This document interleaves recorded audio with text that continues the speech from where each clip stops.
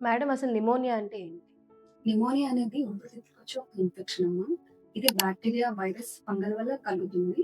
కానీ చిన్న పిల్లల్లో ఏంటంటే పాలు లేదా ఆహారం తీసుకునేటప్పుడు పొలమారడం వంటివి జరుగుతాయన్నమాట. సో, దానివల్ల కూడా నిమోనియా వచ్చే ఛాన్సెస్ ఉంది. ఇంకొన్ని సందర్భాల్లో ఏంటంటే ఈ సూక్ష్మజీవులు అంటే బాక్టీరియా, వైరస్ ఏవైతే ఉన్నాయో లంగ్స్‌ని చేరినప్పుడు, లంగ్స్‌లోని ఆల్వియోలైని చేరినప్పుడు అది అక్కడున్న గాలిని రిప్లేస్ చేసి ద్రవంలాగా మారుతుందన్నమాట. సో, అందువల్ల ఏమవుతుంది?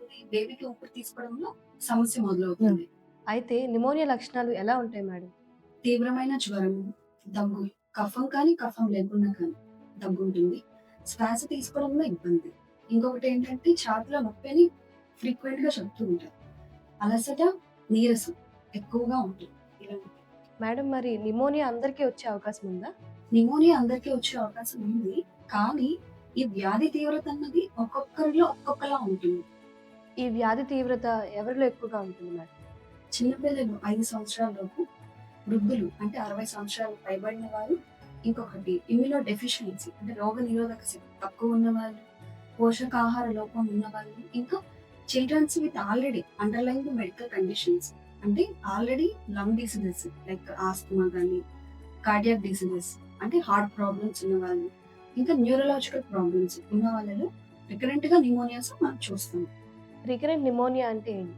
రికరెంట్ నిమోనియా అంటే సంవత్సరంలో 2 లేదా 3 సార్లు నిమోనియాస్ రావడం అన్నమాట. దీంట్లో ఏమవుతుందంటే బేబీకి ఫ్రెష్ ఇన్ఫెక్షన్ వస్తది. రికవరీ అవుతారు. 2-3 వీక్స్‌లో again the baby will have new infection. మరి నిమోనియాకి ట్రీట్మెంట్ ఉంటుందా? నిమోనియాకి ట్రీట్మెంట్ ఖచ్చితంగా ఉంది. నిమోనియా లక్షణాలు గుర్తించిన వెంటనే డాక్టర్‌ని సంప్రదించాలి. సో, వైద్యులు ఎగ్జామినేషన్ చేసి కారణాన్ని బట్టి ఏ బేబీకి ఏ ట్రీట్మెంట్ ఇవ్వాలి అన్నది డిసైడ్ చేస్తారు. అది యాంటీబయాటిక్సా ఆర్ యాంటీవైరల్సా అన్నది డాక్టర్ గారు డిసైడ్ చేస్తారు. ఇంకొకటేంటంటే డాక్టర్ సలహా లేకుండా మందులు వాడకూడదు. Mild to moderate pneumonia cases చాలా బాగా రెస్పాండ్ అవుతాయమ్మా. వన్స్ మనం ట్రీట్మెంట్ స్టార్ట్ చేశాక యాంటీబయాటిక్స్ ఆర్ యాంటీవైరల్స్ ఏదైతే మనం పెడతామో అవి స్టార్ట్ చేశాక వితిన్ 1 వీక్‌లో బేబీస్ చాలా బాగా రెస్పాన్స్ చూపిస్తాయి. కానీ సివియర్ న్యూమోనియా కేసెస్ ఉంటాయన్నమాట. అంటే అవి ఎలా ఉంటాయంటే కంటిన్యూయస్‌గా హై గ్రేడ్ ఫీవర్స్ ఉంటాయి.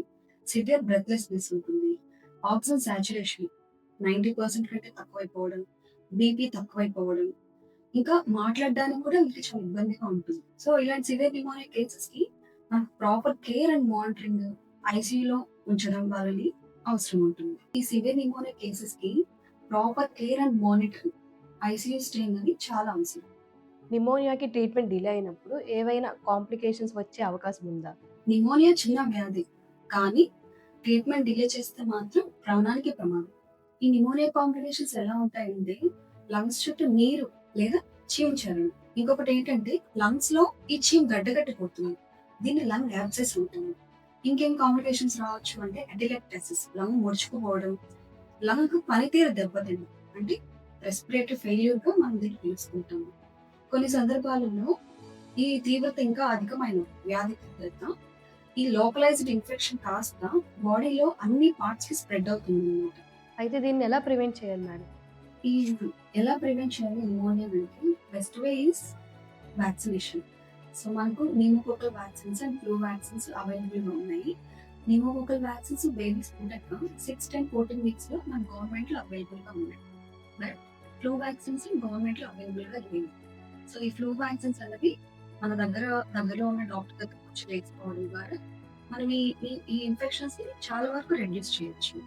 ఇంకొకటేంటంటే మనము మన పరిసరాలు శుభ్రంగా ఉండాలి.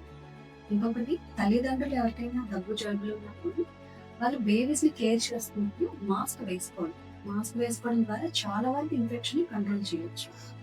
స్మోకింగ్, డస్ట్, పొల్యూషన్ ఇవన్నీ కూడా అవాయిడ్ చేయాలి. అప్పుడే ఈ డిసీజ్ యొక్క తీవ్రతని మనం తగ్గించగలం. Thank you for giving your valuable time and valuable information madam. Thank you.